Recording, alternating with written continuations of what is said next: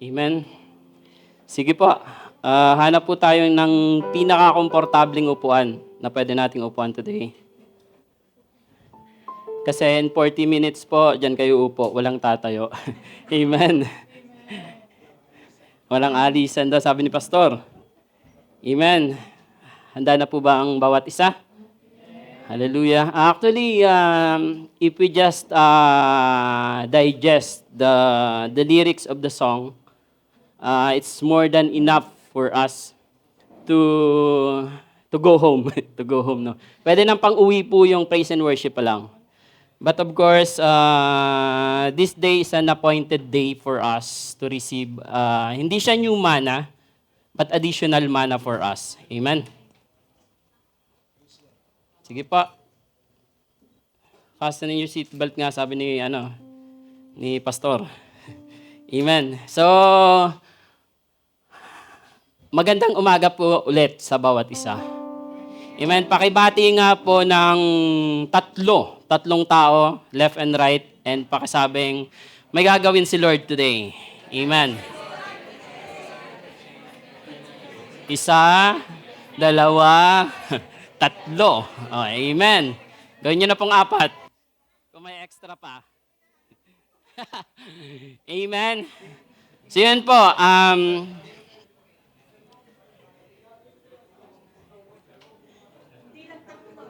sige po. Pwede 5. Amen. So, praise the Lord for His goodness sa nagdaang week po. And this month we are still on the theme spiritual warfare. Amen po. And bago po tayo magsimula, can we just read our text for today? Ephesians 6:10-12. So, may ilan to? 6, 1, 2, 3. Tatlong lang po pala. So, let's read po. Sabayan niyo po ako. Finally, be strong in the Lord and in the strength of His might. Put on the full armor of God so that you will be able to stand firm against the scheme of the enemy. For our struggle is not against flesh and blood, but against the rulers, against the powers, against the world forces of this dark, against the spiritual forces of wickedness in the heavenly places. Praise God for this word po. And samahan niyo po ako sa isang maikling panalangin. Hallelujah. O Sovereign Father God, we thank you for today, O God. We thank you for this word that you have entrusted to us, Panginoon. And Lord, our prayer for today, Panginoon, that this word, Panginoon, will be continually planted in our hearts, Father God, that it will do the work, Panginoon, na ipinagkatiwala mo, Panginoon. And Lord, patuloy niyo po nga po kaming itago sa inyong likuran, O God, na ikaw lamang, Panginoon, ang patuloy naming makita, O God. Hindi ako, O God, hindi ang aming mga pastor, hindi ang aming mga kapatid, kundi ang iyong kabutihan, ang iyong glory lamang, Panginoon, ang patuloy naming maitaas at makita, Panginoon, sa lugar na ito, O God. Lord, sa iyo ang pinakamataas na papurit pasasalamat, O God, sa pangalan ni Jesus. Amen. Amen. So to start with, our sermon for today ay pinamagatan ko pong Fighting an Invisible Battle. Amen. So as a Christian po, do we believe that we are living in two kinds of battle? We have this visible battle, which is yung araw-araw natin na nakikita or nararanasan. But there is also another type of battle that every Christian is fighting with, and that is the invisible battle. Amen po.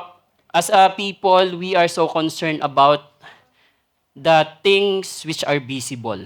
Amen po. That we often forget or parang naisasantabi natin na there's an invisible thing around us. Amen. Check. So, for today po, allow me to usher you in how to fight an invisible battle that we have. Because I believe po, me myself, I've been in invisible battle. I am under attack for a couple or not more than a week or more than a month. And praise God for this team na very timely siya. And I do believe po nakaka-relate ang lahat na hindi lang ako yung under attack but lahat tayo. Pwedeng ang iba sa atin under attack yung health. Di ba po? Sa family namin, we've been through to physical challenges, sa health challenges. Our finances might be under attack. I don't know kung sino ang nangangailangan nito, but be at peace na hindi lang po kayo nag-iisa. And the church itself is under attack. Amen po. Alam natin yan. Ang ating trabaho might be under attack. Our family, our marriage, our friendship might be under attack. But there is a good thing. Sabi nga, di ba? Ang magandang balita dito is we are under attack for a reason. Sabi ko nga po banggit ko nga po sa isang kapatid na I've been in this battle for some time and I don't know. And this word confirms that I am under attack because there's a reason behind it. Amen. And the good thing as a Christian is when we are under attack, we are already equipped of the things that we can use to battle those attacks. Amen po. And one more thing, we are under attack not because we are weak. We are not under attack because trip lang tayo ni Satan. We are under attack, and this is a good news. We are under attack because Satan is afraid of us. Amen po? Parang hindi po kayo naniniwala doon. We are under attack because the Christians are threat to Satan. Amen po. Hindi pa rin po kayo sigurado. So sinasabi ko po sa inyo today that we are under attack because we are a threat to Satan. Amen? Amen. Oh, sige po. 3 na kami. Amen. So, that's the good news. Kasi, di ba, when we are under attack, minsan hindi natin maintindihan. Mabuting tao naman ako. Di ba? I'm keeping my lifestyle healthy, pero I'm still under attack. Di ba? Hindi natin maintindihan and parang sinasabi natin minsan na it's so unfair, di ba? Yung mga nagyoyosi, yung mga umiinom, yung mga nagpupuyat lagi, ang lalakas nila. Ako noon natutulog ng maaga, sinusundan ko yung diet ko, ako pa yung may sakit. I think it's unfair. And that is the visible thing that we can see. But at the back of those things, there is an invisible thing that is happening on those situations. And praise God that today, hindi man natin mapag-aaralan lahat kasi tatlong section to, at least mapasadahan natin yung first part. And that is how to identify and battle the invisible battles. Amen po. So, in the text that we read, wala pa po tayo sa points, introduction pa lang pala to. In the text na binasa natin, we have three verses. And the first verse talks about the general command that we can have. Sa Ephesians 6:10, ano sabi doon? Finally, be strong in the Lord and in the strength of His might. So ito yung sinasabi, allow yourself to be continually strengthened by the power already made available to you in your new position and relationship with Christ. Sabi nga sa kanta natin kanina, it is finished, di ba? Through the resurrection of Jesus Christ, we already won. Amen. It is the power that raised Christ from the dead and now dwells in you.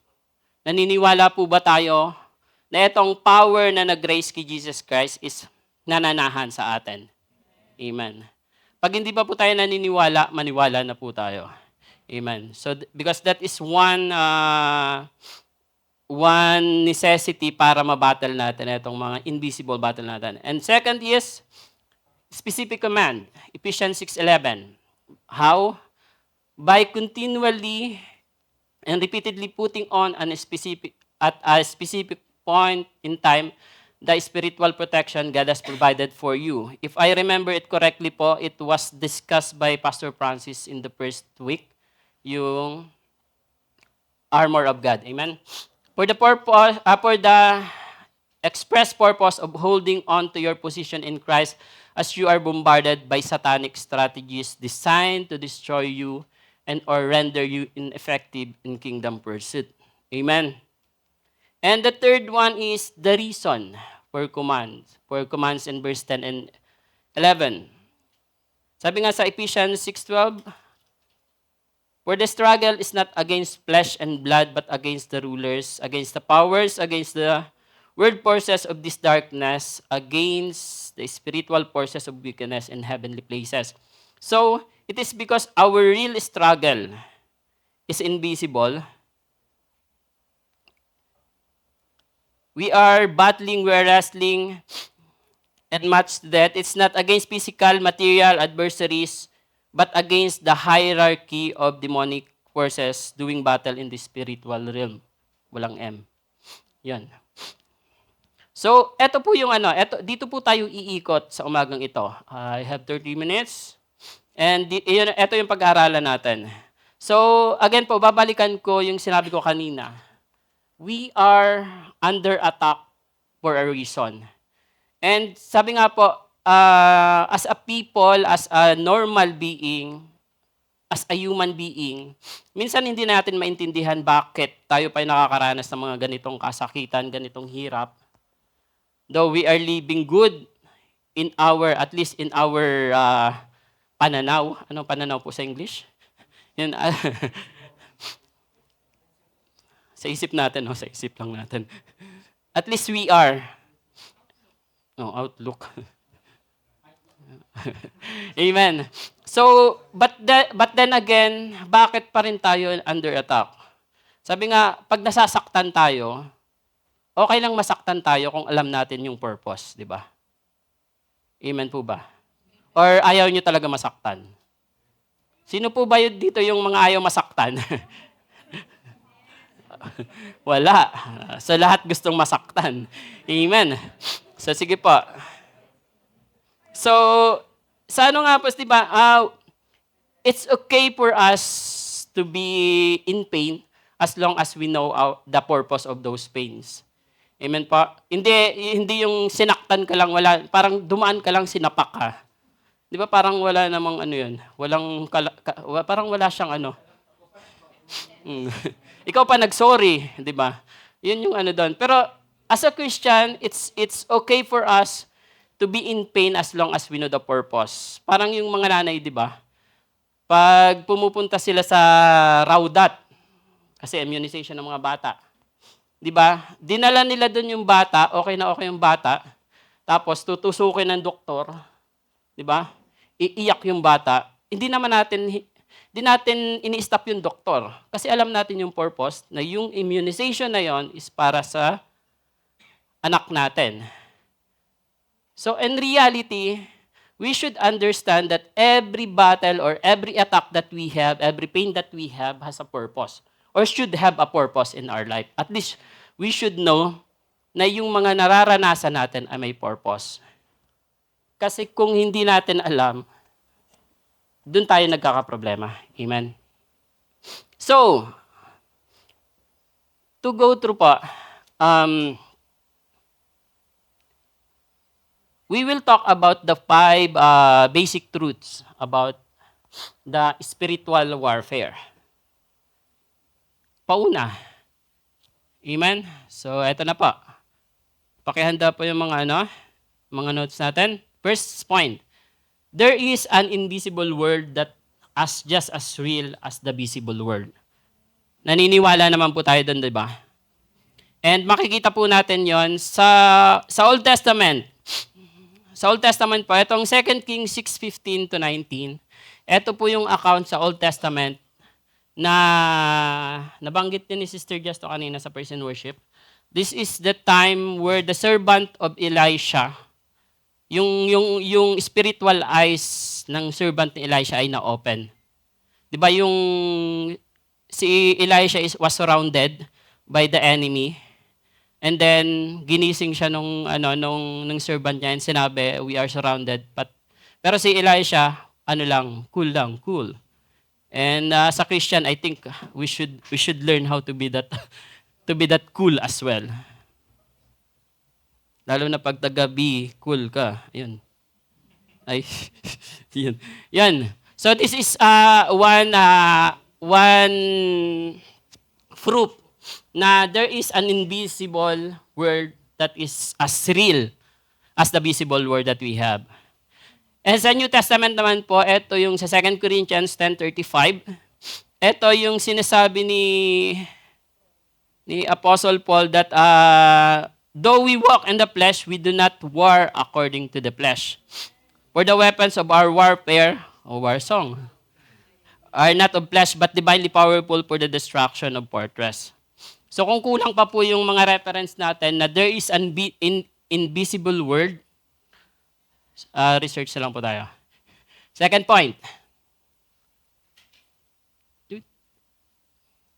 We are involved in invisible war. Do we believe in that pa? A cosmic conflict that has eternal implication.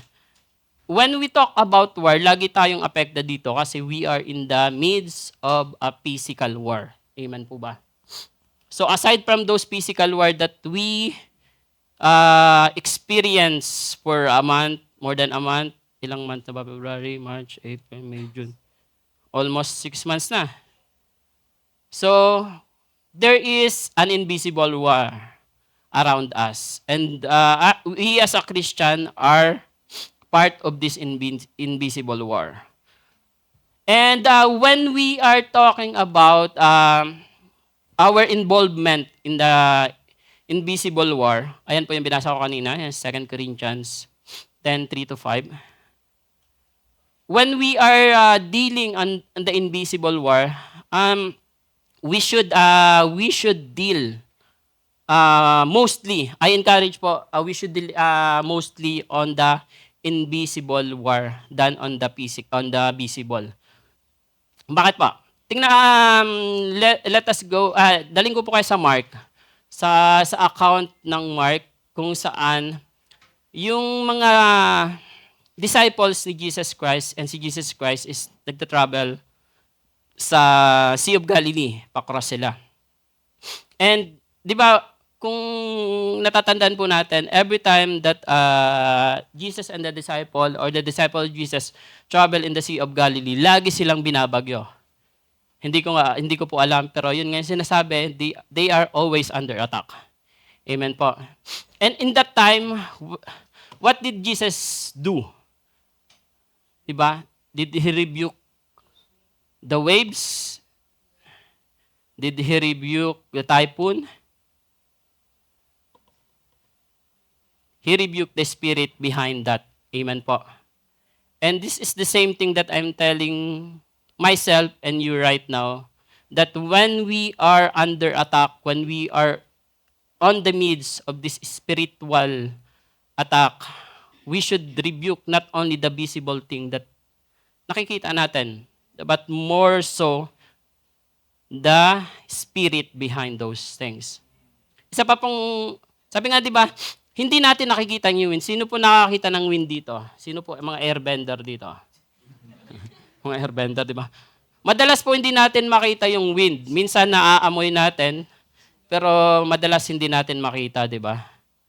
Pero nakikita po natin yung waves. So once there's a presence of waves, there's a presence of wind. Kaya pag nirebuke natin yung waves at hindi natin nirebuke yung wind, metaphorically, which is represents the spirit behind those waves, mawawala yung waves, pero nandun pa rin yung spirit. That is why we are so encouraged to rebuke the spirit behind the waves of our struggles. Amen po. Another. Second example po is yung biyanan ba? Yeah, mother-in-law ni Peter. Di ba pa? Nung nag-minister sila Jesus Christ sa kila Peter, di ba may sakit yung mother-in-law ni Peter. Normally sa atin, pag may sakit sa atin, paracetamol agad o Panadol dito, di ba? Matik yun. Matik. Hingi ka agad tayo kay misis ng paracetamol. But during those times, hindi ko po alam kung may paracetamol at that time. But then again, the good thing there is, and the good thing with Jesus is hindi lang siya pang lagnat. Hindi lang siya pang cancer. Si Jesus hindi lang pang cancer, hindi lang pang terminal illness, kundi kahit sa pinaka-minimal, kaya niyang pagalingin yon. Ganun ka-privilege tayo of having Jesus in our life. Amen. So, Jesus acknowledged that the sickness that the mother-in-law of Peter is not just physical but spiritual. That is why the same rebuke na ginamit niya dun sa Sea of Galilee, the same rebuke ang ginamit niya doon sa sickness ng mother-in-law ni Peter. Bakit po ba tayo laging under attack? Kasi nga, di ba, ulitin ko po, si Satan takot sa atin.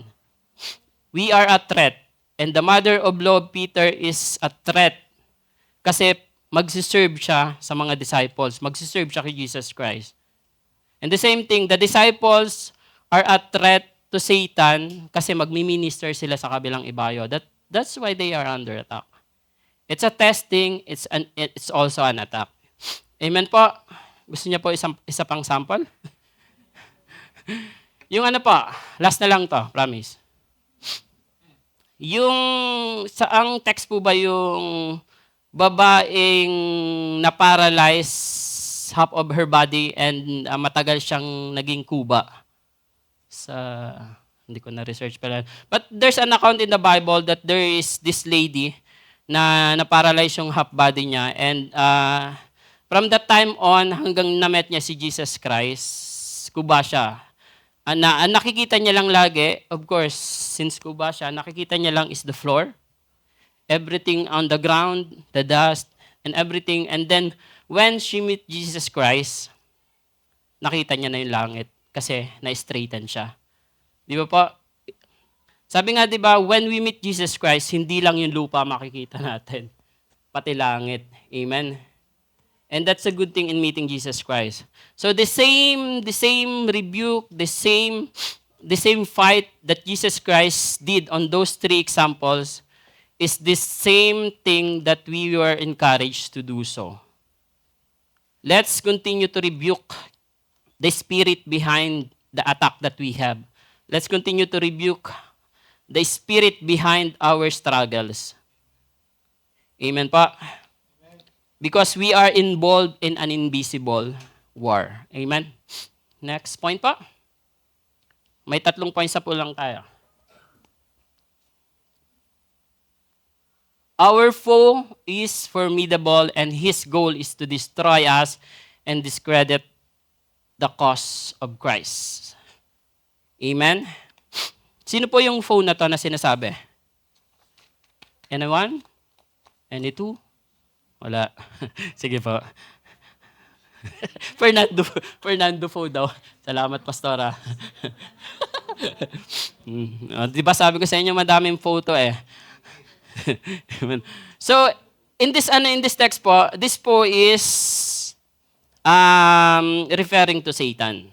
Formidable. Ano ba ang formidable? Sa Tagalog, ano formidable sa Tagalog? Bigatin. Sino mga bigatin dito?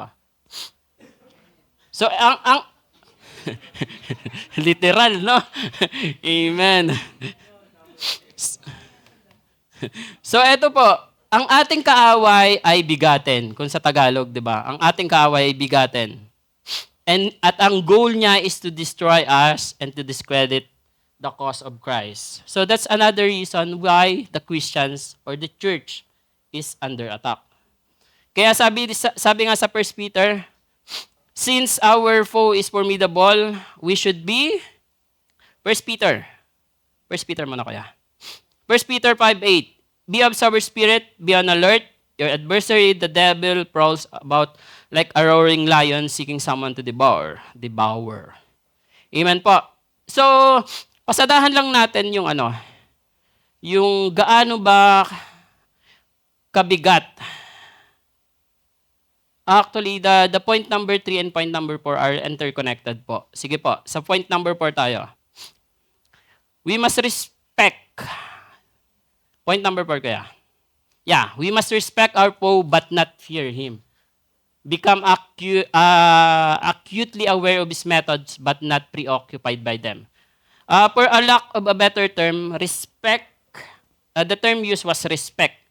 Pero hindi po ito yung respect na parang binibigay natin sa mga ginagalang natin. This is to acknowledge that there's a presence of Satan. Amen po? Because malalabanan lang natin ang isang bagay. For example, kung may sakit tayo, magagamot lang natin yung sakit natin once we acknowledge that we are sick. Or sa Christian na lang po, we will receive the gift of salvation once we acknowledge that we are a sinner. Amen. Pinaka-basic po yun. We should acknowledge that we are a sinner and we need a Savior. Amen. So the same thing in battling Satan, we should acknowledge His presence. Pero, sabi nga, do not fear Him. Maging aware lang tayo na present si Satan. Pwedeng nasa tabi nyo, nasa likod ko, anywhere here. But, we should not fear him. Amen? We should not fear him. Doon po tayo mag-stress. Yes, he is present, but we don't fear Satan. Amen pa? Parang natakot kayo. Huwag po tayo matakot. Amen? Sabi nga, Paul agrees to forgive a brother along with Corinthian church so that no advantage would be taken of us by Satan, for we are not ignorant of his schemes. So, hindi po natin dinidiscredit si Satan. We are aware that he is here, but we should not fear him. Amen po? Ito po, mga nilista ko dito, yung fruit na si Satan is present in this world because siya nga yung ruler of this world, di ba? Yan po. Satan's name revealed in his strategies. Huwag niyo pong pag-aralan. For info lang to. Huwag niyo pag-aralan yan. Satan, yung Satan as adversary, 1 Peter, Lucifer, Beelzebub, so on. Paka-next kuya. Yan. Belial, evil one, tempter, prince of this world. Accuser of brethren. Next kuya. Yan. Representation, serpent. Sa Genesis 3, sakto. Sa Revelation naman, yung dragon, and sa 2 Corinthians, angel of light. Yan po. Daanan lang natin for your information. And Satan attacks God's program, the church, by Paul's philosophy. Amen? So ito po, medyo i-take note nyo to, na ito yung paraan paano ina-attack ni Satan yung church. Paul's philosophy, Paul's religion, false ministers, false doctrine, false disciples, false moral. Amen pa? Satan attacks on God's people. O, ito na tayo. Direct government sa Daniel 10, deceiving men, destroying life, persecuting saints. Preventing service. Di ba pa, yung sa nanay ni Peter, at isa din to. Promoting, schemes. Ba't ganito yung spelling ko? Planting doubts and provoking sins. So, yun po. In provoking sins, medyo bigyan po natin ng diin to. Yung provoking sins, ano yung mga sins na pinuprovoke ni Satan? Doon nga po kuya. Yan, anger sa Ephesians 4:27, pride, worry, self-reliance, discouragement, worldliness, lying, immorality, and producing sect. Allow me po na to, kahit 1 minuto, 3 minuto, to discuss one of the attack that even the Christians are are experiencing right now sa provoking sin. Etong worry, self-reliance, discouragement. Amen po. Sino po dito gusto yumaman? May papakilala po ako sa inyo. May open-minded po ba kayo? Amen. Kung open-minded po kayo, paka-DM ako. Amen. So, patalastas. Ano nga sabi doon? Nothing beats a cheater. Ano pa? Yung as a Christians, as an OFW, as a breadwinner, di ba? Our goal actually, as an OFW itself, ang goal natin is pumunta dito, kumita ng pera para sa pamilya. Again. Di ba pa? And mas maganda siguro yon kung mapapadali yung pagyaman natin. Di ba pa? Excuse me. So, sino po gusto yung yumaman ulit? Amen. Ako din po, gusto ko yumaman. Pero, pero ang danger po sa pagdi-desire natin na maging mayaman is we often go to the shortcut, 'di ba? Shortcut. Ano pa ba? Shortcut. Nagmamadali tayo.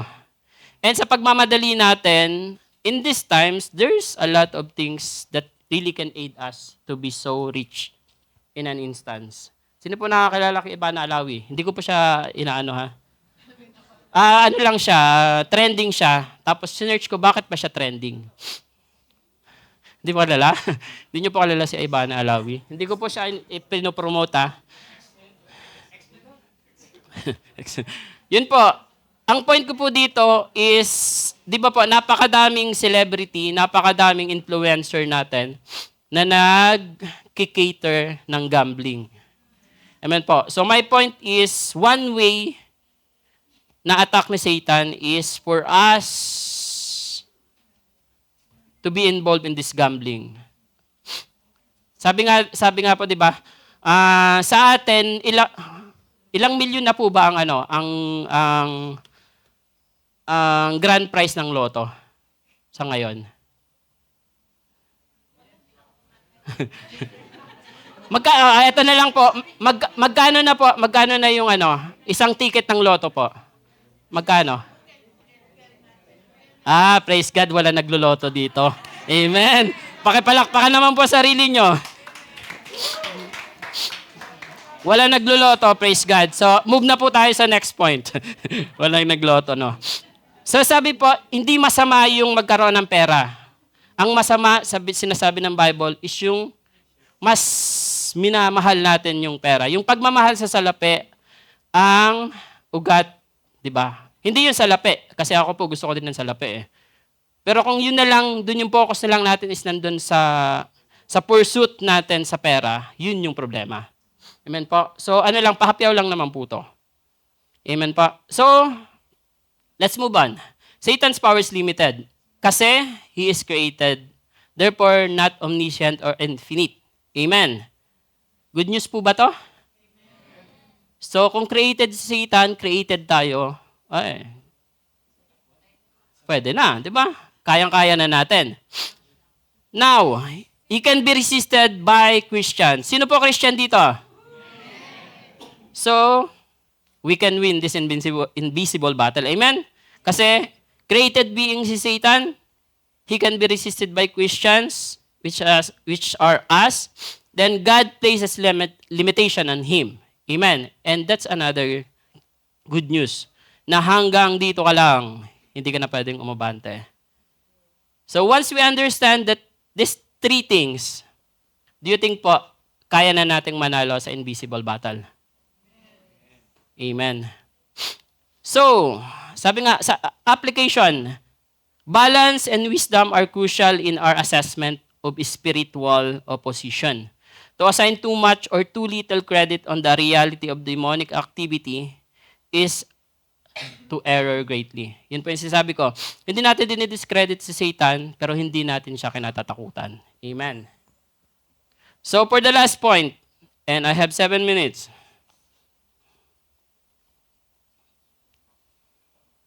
Number 5. As believers in Christ, we do not fight for victory. Amen pa? And I love this point po. We are not fighting for victory, but we fight from victory. Paki-stress po yun, from victory. In Christ's power, we are invisible. Pakibasa nga po yung point number 5.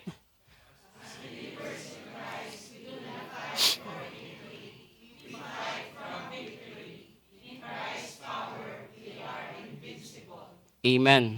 Kailangan ko pa po ipaliwanag? Bigla, parang lesson. Ano? Sorry po. So, yun po. We are not fighting for victory. Di ba po? We are already victorious in Christ Jesus. And as long as we understand that thing, we are standing in victory. Huwag natin kalilimutan na we are fighting from victory.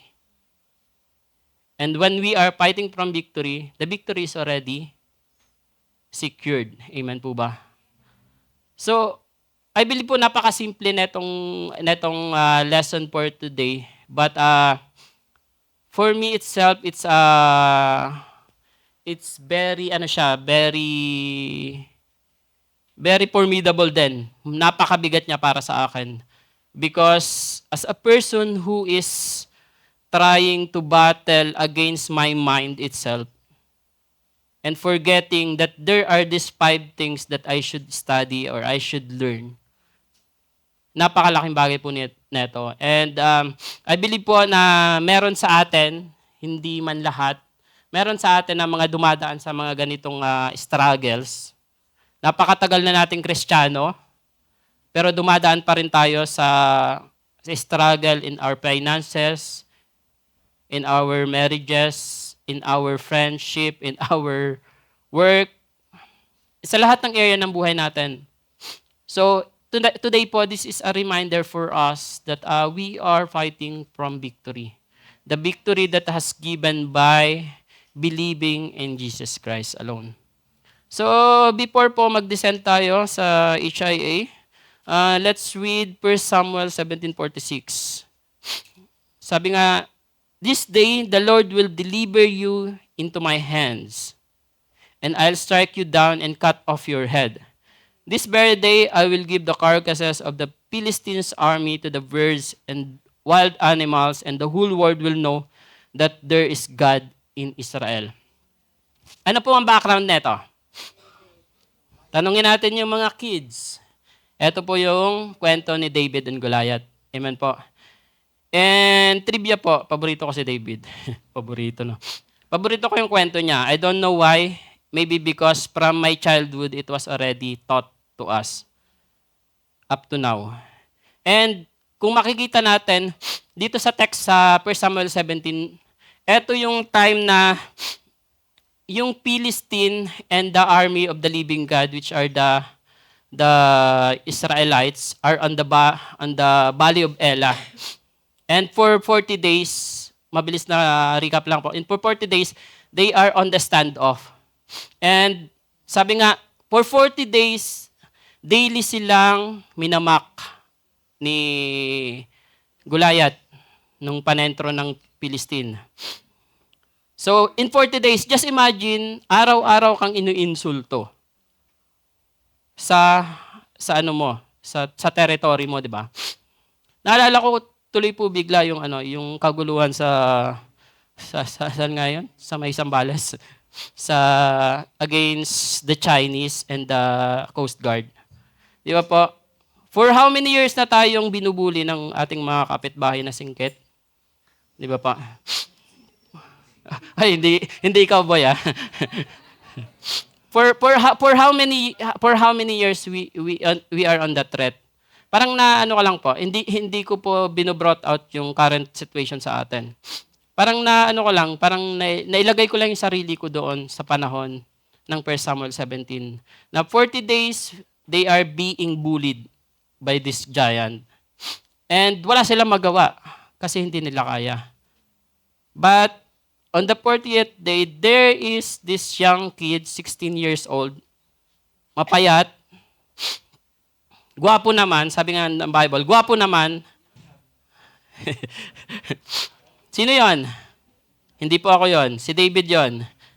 Na tinawag lang siya ng tatay niya, dalhin mo etong tinapay tapos yung keso sa mga kapatid mo kasi 40 days na sila doon. Tapos pagdating niya doon sa battlefield, narinig niya yung pambubuli ni Goliath, di ba? Na-imagine niyo na po. Samahan niyo po ako sa kwento. Nandun na si David sa battlefield, narinig niya yung pambubuli ni Goliath. And from that point onwards, nagalit ba siya? Hoy, hindi niyo alam yung kwento. Hindi niyo po alam? Di ba po, tinanong niya, sino tong support na to? Sino tong support na to na minamak? Ano sabi niya po doon? Who is this uncircumcised Philistine that is mocking the army of the living God? Bakit? Bakit po? Ba't kayo tumatawa? Di ba? Who is this uncircumcised Philistine that is mocking the army of the living God? Amen po. Sabi nga sa Tagalog, sabi ni Pastor Stephen, who is this support? Sino tong support na to? Di ba pa? Na minamak yung Diyos ng Diyos na buhay. Di ba pa? So, kung makita po natin yung anointed, anong term doon? Anointed audacity. Parang yung boldness, anointed boldness ni David, audacity. Anointed audacity ni David nung time na yon. Nung narinig niya yon, hindi pwedeng palagpasin ko to. So, hindi niya tiningnan yung giant as a giant. Tiningnan niya na kaya to ng Diyos ko. So, today mga kapatid, we are encouraged to have that kind of boldness of faith that David has. Di ba po? Di ba? First, pinagtawanan siya. Di ba? Even yung kapatid niya, hindi naniwala sa kanya. Sino yung kapatid niya? Yung kuya niya. Di ba? Even yung mga army ng Israel, hindi naniwala sa kanya. Even si Saul, hindi naniwala sa kanya. Pero doon po sa pinanood namin, naniwala lang sa kanya si Jonathan. Pinanood ng mga bata, no? Di ba? Kasi nung inarmoran siya, nilagyan siya ng shield na hindi niya nga mabuhat eh. So, anong ginawa niya? Tinanggal niya lahat kung ano ang meron siya. Yun yung ginamit niya. So, another encouragement for us mga kapatid, kung ano ang meron ka sa ngayon, ipagamit mo kay Lord. Kasi gagamitin ni Lord yun para manalo ka. Amen po? So, napakadaming challenge sa atin ngayon. Ano yung una? Maging bold tayo in any battle that we have. And let us use the thing that we have for the glory of God. And another thing, bago po tayo magtapos, we should know and acknowledge, or parang kailangan nating ma-identify yung battle na nilalaban natin. Amen po? Importante po yun. Kasi kung basketball player ka, tapos nag-volleyball ka, baka imbis na i-spike mo, i-dunk mo. Holding po yon. So, kung anong battle dapat ma-identify mo, eto para sa akin to. Eto hindi to para sa akin, bibigay ko to kay Lord. So, even the battle that we should still give it to God. Amen. We should entrust that God is, ano yung sa kanta natin? Surrounding us. He is before us, He is within us, and He is surrounding us. Kaya parang napakaganda po nung naalala ko nung nakikipaglaban si David dito kay Goliath, parang naalala ko yung sinulat niya na yung kanta, for the Lord is my tower. Diba? Ano yung kanta? For the Lord is my tower, and He gives me the power. Amen. Praise God. Good job, children. Di ba pa? Di ba pa? Napakaganda. Kaya na-amaze talaga ako sa buhay ni David because yung mga sinusulat niya, makikita mo sa buhay niya. And it's very, very bawal lang kasi mag-idolize na. Bawal po 'yon. Pero i-look up, parang napakaganda i-look up yung buhay ni David. And in this time parang yung lahat ng paghihirap ng mga Israelites in 40 days, in just one glance, di ba po, they were delivered. Hindi dahil malakas sila, hindi dahil may napakagaling ni David, hindi dahil madami sila, but because they have the favor, they have the presence of the living God. And kung maintindihan po natin na yung presence lang ni God is more than enough for our battles daily, I don't think na maghahanap pa po tayo ng anything else. So, the presence of Jesus Christ in our lives itself is more than enough. Sabi nga nung sikat naming kaibigan na influencer, kailangan nating mamuhay. Ano nga yan, influencer? Mamuhay ng in the terms of more than enough. Ano yan, Pastora? So, more than enough, Jesus Christ is more than enough for all our struggles. Jesus Christ is more than enough for all the fights that we have. Jesus Christ is more than enough for us to be victorious in this life. Amen po? So pag naintindihan po yan natin yon, pag naisabuhay natin yon, I do believe po, ang bawat isa sa atin ay magiging matagumpay sa anumang larangan. And sasabihin ko po, sa anumang larangan, as in sa lahat, hanggat nasa atin si Jesus. Amen po. So for conclusion, Satan is defeated foe. Amen? Jesus destroyed the work of devil. We are victorious in Christ. We have the power and the resources to resist Satan and demonic attacks. And we must learn how to put the full armor of God to experience in daily living the victory we already possess. Amen po. So praise Jesus for today po. And let's stand. And let's give glory to Him alone. Amen.